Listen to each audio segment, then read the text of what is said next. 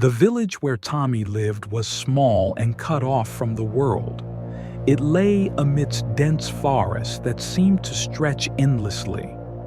The roads leading to other towns were overgrown, and only a few brave souls dared to venture on long journeys. The villagers lived simple lives, farming and hunting, but they all knew one rule: never go into the forest after sunset, especially not to the part where the old house of Granny Graney stood. Granny Graney was a legend. No one knew where she came from, but stories about her were passed down from generation to generation.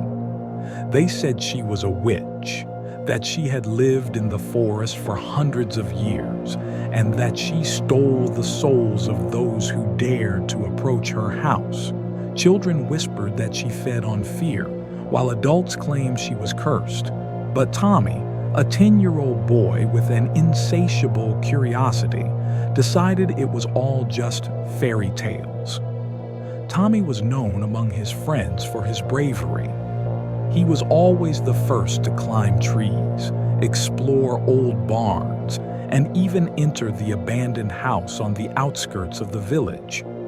When his friends started telling him about Granny Graney, he just laughed. "That's all nonsense," he said. "There's no witch. You're just cowards." But one evening, when the sun had already set and the sky turned deep blue, Tommy decided to prove to his friends that he wasn't afraid of any granny. He took a flashlight and headed into the forest. His friends tried to stop him, but Tommy was determined.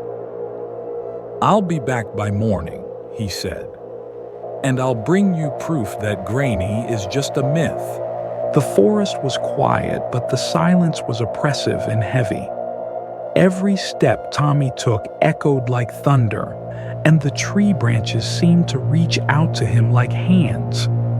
He tried to ignore the fear that was slowly creeping up on him and kept walking until he saw the old house.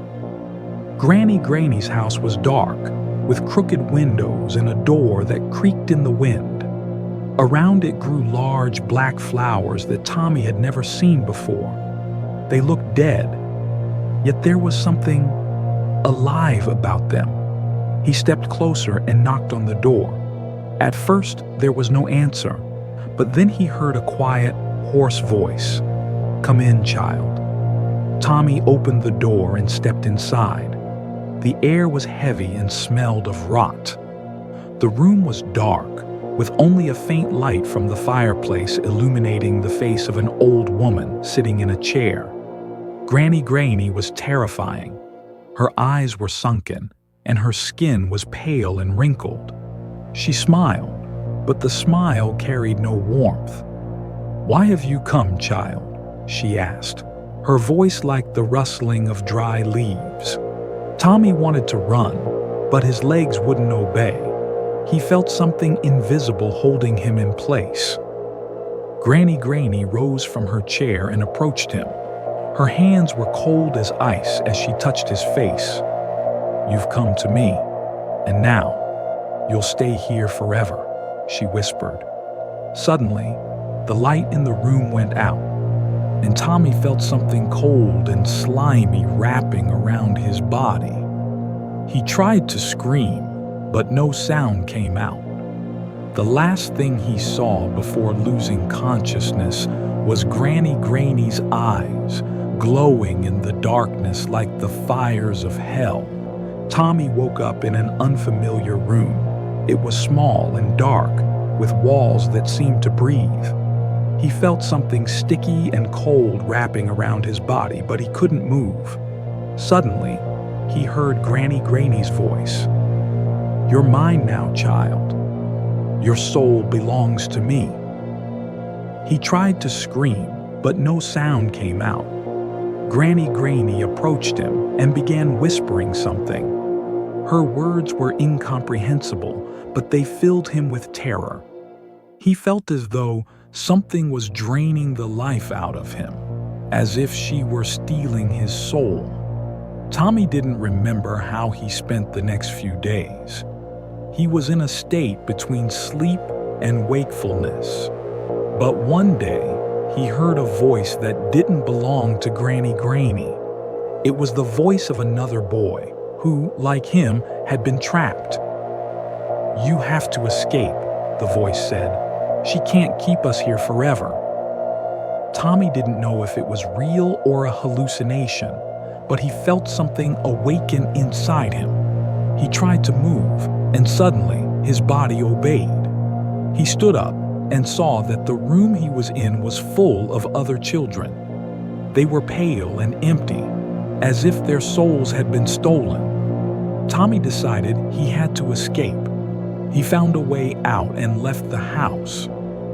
But when he stepped into the light, he realized something was wrong. His body was cold and his heart wasn't beating. He was a shadow of his former self. Tommy returned to the village, but no one could see him.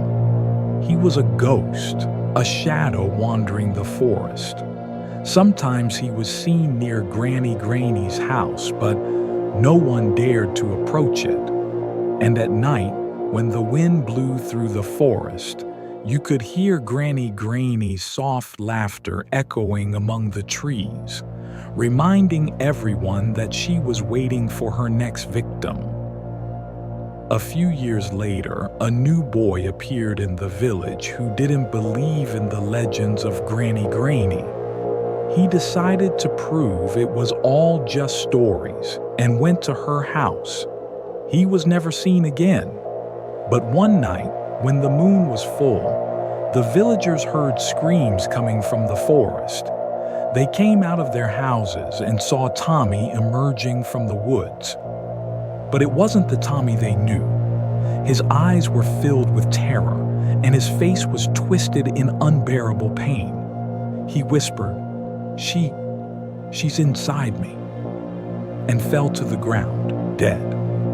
From that day on, no one dared to approach Granny Graney's house. But sometimes, at night, when the wind blew through the forest, you could hear Granny Graney's soft laughter echoing among the trees, reminding everyone that she was waiting for her next victim.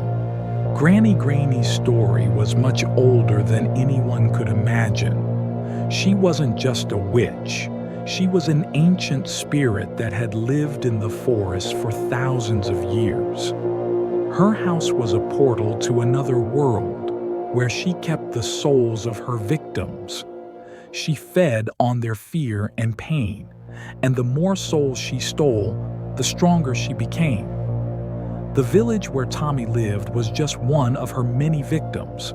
She would come to new places, enchant people with her spells, and then steal their souls. No one could stop her, for she was stronger than any magic. One day, a traveler appeared in the village. He was a sorcerer who had come to stop Granny Graney. He knew she was an ancient spirit, and that the only way to stop her was to find her heart, which she had hidden deep in the forest. The traveler ventured into the forest but never returned. His body was found near Granny Graney's house, but his soul had been stolen. From that day on, no one dared to stand against Granny Graney. She remained in the forest, waiting for her next victim. The story of Granny Graney is a tale of the fear that lives within us all. It reminds us that sometimes the scariest stories are the ones we create ourselves. Be careful and don't go where you're not wanted. Years had passed since Tommy's disappearance, and the village had grown quieter, more desolate. The legend of Granny Graney had only grown stronger, and parents warned their children never to venture near the forest. But one day, a young woman named Eliza arrived in the village. She was a historian, fascinated by local folklore, and she had come to uncover the truth behind the legend of Granny Graney. Eliza was different from the others. She was brave, determined, and unafraid of the stories. She spent days interviewing the villagers, piecing together the history of Granny Graney. She learned about the children who had vanished, the strange black flowers that grew around her house, and the whispers of a curse that had plagued the village for generations. One evening, as the sun dipped below the horizon, Eliza decided to venture into the forest. She carried a lantern, a notebook, and a small dagger she had brought for protection. The villagers begged her not to go, but she was resolute. "I have to know the truth," she said, "for the sake of those who were lost." The forest was even darker and more oppressive than Eliza had imagined. The trees seemed to close in around her, their branches twisting like skeletal fingers. The air was thick with the scent of decay, and the ground was littered with the same black flowers she had heard about. As she approached Granny Graney's house, she felt a chill run down her spine. The house was exactly as the villagers had described it, old, crumbling, and surrounded by an aura of malevolence. The windows were dark, and the door hung slightly ajar, creaking in the wind. Eliza hesitated for a moment, then stepped inside. The interior was even worse than she had imagined. The walls were covered in strange, pulsating veins, and the air was thick with the smell of rot. In the center of the room stood Granny Graney, her sunken eyes glowing faintly in the darkness. She smiled, revealing rows of sharp, yellowed teeth. "Welcome, child," she said, her voice like the rustling of dry leaves. "I've been expecting you." Eliza tried to remain calm, but her heart was pounding in her chest. "Who are you?" she demanded. "What do you want?"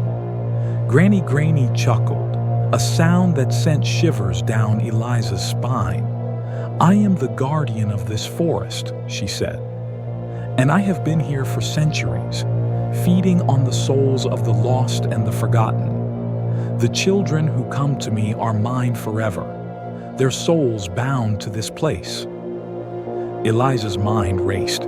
She had to find a way to stop Granny Graney, to break the curse that had plagued the village for so long. But how? Granny Graney seemed to read her thoughts. "You cannot defeat me," she said. "I am eternal. But if you wish to try, you're welcome to join the others." She gestured to the shadows, and Eliza saw them, the ghostly figures of the children who had vanished over the years. Their eyes were hollow, their faces blank. Among them was Tommy, his face twisted in pain. Eliza knew she had to act quickly. She pulled out her dagger and lunged at Granny Graney, but the old woman was faster. With a wave of her hand, she sent Eliza flying across the room. The dagger clattered to the floor, out of reach. Granny Graney laughed, a sound that echoed through the room. "You cannot harm me," she said. "I am beyond your understanding." But Eliza wasn't ready to give up. She remembered the stories she had heard about Granny Graney's heart hidden deep in the forest. If she could find it, she might be able to destroy it and break the curse. She scrambled to her feet and ran out of the house, Granny Graney's laughter echoing behind her. The forest was even darker now, the trees closing in around her. But Eliza pressed on, driven by desperation and determination. After what felt like hours, Eliza stumbled upon a clearing. In the center stood an ancient, crumbling altar, covered in strange symbols. Atop the altar was a small black box, pulsing with an unnatural light. Eliza knew this was it, Granny Graney's heart. She approached the altar, her hands trembling. But as she reached for the box, she felt a sharp pain in her chest. She looked down and saw a black, vine-like tendril wrapped around her, pulling her back. Granny Granny emerged from the shadows, her eyes glowing with fury. "You dare!" she hissed. "You dare to challenge me?" Eliza struggled against the tendril, but it was too strong. Granny Granny approached her, her face twisted in rage. "You will join the others," she said. "Your soul will be mine forever."